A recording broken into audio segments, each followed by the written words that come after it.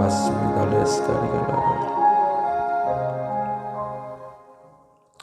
항상 하루를 시작하며 질문하는 것이 있습니다. 오늘도 최선일 수 있을까? 어제는 최선이었는가? 그 한마디가 나를 정리할 수 있어 믿습니다. 하나님, 다시 한번 하나님 앞에, 내 자신 앞에 묻습니다. 어제는 최선이었는가? 그리고 오늘은 최선을 다할 준비가 되어 있는가?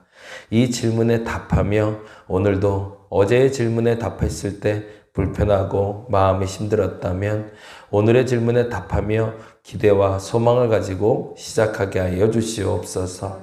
다시금 나에게 그리고 다시금 하나님 앞에 묻습니다. 어제는 최선이었는가? 그리고 오늘은 최선을 다할 준비가 되었는가?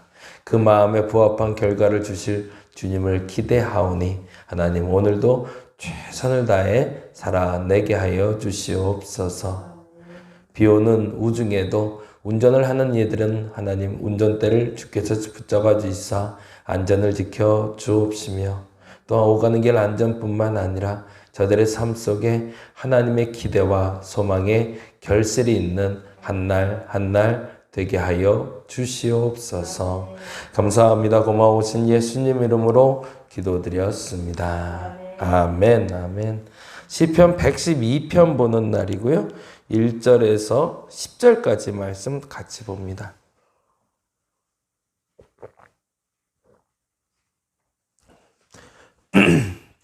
(112편) 1절에서 10절까지 한 절 한 절 보면서 우리 같이 말씀 받도록 하겠습니다. 할렐루야. 여호와를 경외하며 그의 계명을 즐거워하는 자는 복이 있도다. 그의 후손이 땅에서 강성하며 정직한 자들의 후손에게 복이 있으리로다. 부와 재물이 그의 집에 있으며 그의 공의가 영구히 서 있으리로다. 정직한 자들에게는 흑암 중에 빛이 일어나나니 그는 자비롭고 긍휼이 많으며 의로운 이로다. 은혜를 베풀어 꾸어주는 자는 잘되나니 그 일을 정의로 행하리로다. 그는 영원히 흔들리지 아니하며 의인은 영원히 기억되리로다. 그는 흉한 소문을 두려워하지 아니하며 여호와를 의뢰하고 그의 마음을 굳게 정하였도다. 그의 마음이 견고하여 두려워하지 아니할 것이라. 그의 대적들이 받는 보응을 마침내 보리로다. 그가 재물을 흩어 빈궁한 자들에게 주었으니 그의 의가 영구히 있고 그의 뿔이 영광 중에 들리리로다. 악인은 이를 보고 한탄하여 이를 갈면서 소멸되리니 악인들의 욕망은 사라지리로다. 아멘. 복 있는 자와 악인에 대한 비유라고 말할 수도 있고 복 있는 자의 기준 그리고 결과에 대해서 이렇게 얘기합니다. 먼저 복 있는 사람은 누구다라는 정의를 내리고 있는데요. 이제부터 우리가 그 다림목교에서 복에 대해서 얘기할 땐 이렇게 단어를 좀 바꿨으면 좋겠어요. 복이라는 단어는 행복이라고 바꿨으면 좋겠어요. 행복이라고 바꿔놓고 읽어주시면 좋겠습니다.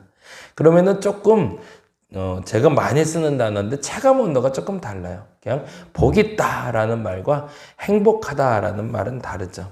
그러면 112편에 행복한 사람은 어떤 사람인지 두 가지를 정의하고 있고요.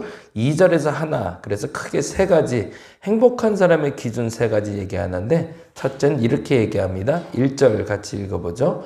할렐루야, 여호와를 경외하며 그의 계명을 크게 즐거워하는 자는 복이 있도다. 우리말로 하면 행복하도다. 왜 행복할까요?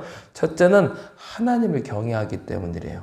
어제 경외라는 단어 말씀드렸는데 경외는 하나님을 인정하는 거라고 그랬고요. 그리고 또 하나는 인정한다는 것의 구체적인 표현은 두려워하다라는 표현입니다. 하나님을 두려워하는 사람들은 행복하대요. 왜요? 오늘도 하나님이 나와 함께하는 걸 알기 때문이죠. 하나님을 두려워하지 않는 사람은 왜 두려워하지 않을까요? 내가 죄 지을 때나 내가 잘한 일을 할 때나 하나님이 함께한다는 걸 모르기 때문이겠죠. 하나님을 경외할 수 있는 사람들은, 하나님을 두려워할 수 있는 사람들은, 하나님을 인정하는 사람들은 오늘도 하나님이 함께하는 걸 믿는 사람들입니다.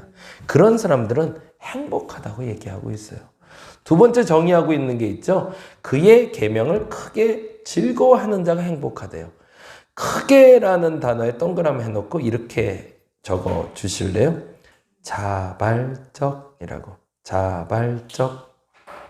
참 재미난 표현인데 여호와를 경외하는 자가 복이 있고요. 그리고 그의 계명을 크게 즐거워하는 자를 이렇게 읽을 수 있다는 거죠. 원어 표현은 그의 계명을 자발적으로 즐거워하는 자들은 스스로 알아서 누가 시키지 않아도 하나님의 말씀을 듣고 행하는 것이 즐거워게 되는 사람들, 그런 사람들은 행복하대요.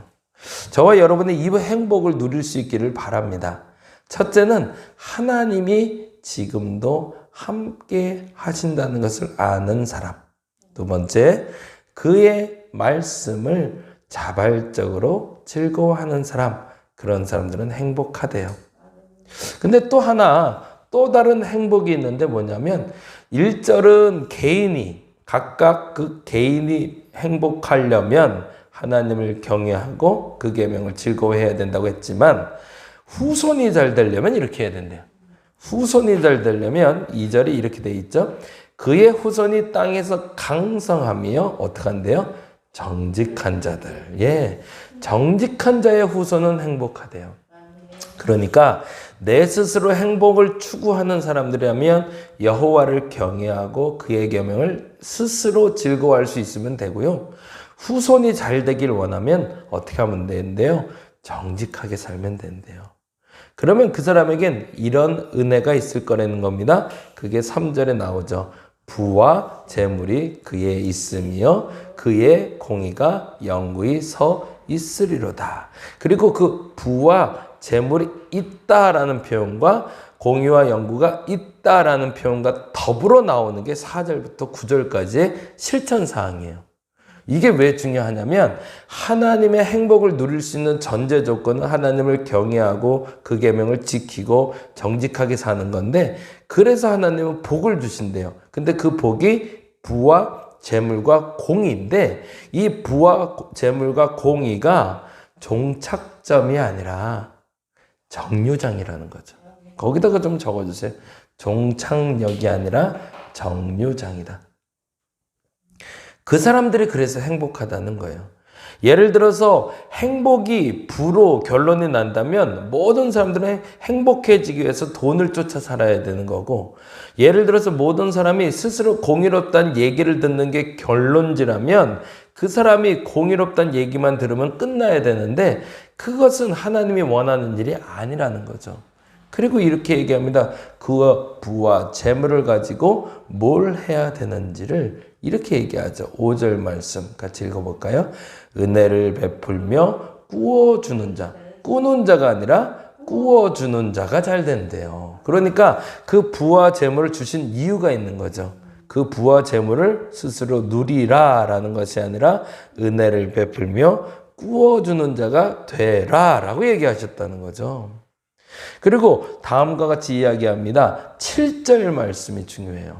아까 말한 대로 5절은 3절의 부와 재물의 복을 받은 사람들이 해야 될 일이라면 7절은 공의가 세워진 사람들이 해야 될 일입니다. 뭐라고 되어 있죠? 7절, 그는 흉한 소문을 두려워하지 않는데요. 왜 그럴까요? 내가 정직했거든요. 내가 잘못한 게 없는데 흉한 소문이 온다고 내가 걱정할 게 뭐 있어요. 유한양행의 유일한 회장님이 그랬다고 그러죠. 그분이 그때 당시에 가장 큰 부를 누렸고, 우리가 아는 대로 안티프라민인가요? 그 약을 만든 회사인데 그분이 노블리스 오블레제를 실천하는 분으로 제일 유명하고, 제일 유명한 건 정치 자금을 대지 않은 분으로 유명해요. 그래서 정부가 끊임없이 그를 공격해서 그를 탈탈 털어봤대요. 근데 탈탈 털어도 나오는 게 없더래요. 이유가 있었죠. 지금 7절 말씀처럼 흉한 소문을 들려도 두려워하지 않을 삶을 살았기 때문인 거죠. 저와 여러분에게 이 복이 있기를 간절히 바랍니다. 그 복은 하나님을 경외할 때 시작이 됩니다. 그 복은 하나님의 말씀을 스스로 즐거워할 때 시작이 됩니다. 그리고 그 복은 정직할 때 시작됩니다. 내가 하나님을 경외하고 내가 하나님의 말씀을 스스로 즐거워하면 내가 행복해질 수 있을 거예요. 근데 만일에 자녀까지 잘 되기를 원한다면 오늘 최선을 다해서 정직하게 살라는 거죠. 그러면 그런 얘기는 부와 재물을 주신대요. 그리고 그 부와 재물을 가지고 뭘 하라? 은혜를 베풀며 꾸어주는 삶을 살라고 얘기하십니다. 그리고 정직한 자가 되라고 하십니다. 그래서 후손이 잘 될 건데 그러면 어떻게 해서 후손이 잘 되냐? 내가 흉한 소문에도 두려워하지 않는 사람이 되기 때문에 내가 당하고 있는 어떤 고난에도 내 후손에게 악한 영향이 끼치지 않게 될 거라는 거죠. 오늘은 이렇게 기도했으면 좋겠습니다. 앞서 기도할 때 말씀드린 것처럼 오늘 최선이게 해달라고. 오늘 내가 하나님을 두려워하고 경외하는 마음이 최선이게 하시고 오늘 하나님의 말씀을 묵상하고 즐거워함이 스스로 최선이게 해달라고. 그래서 그 결과를 누릴 수 있는 저와 여러분 되시길 바랍니다. 기도하겠습니다.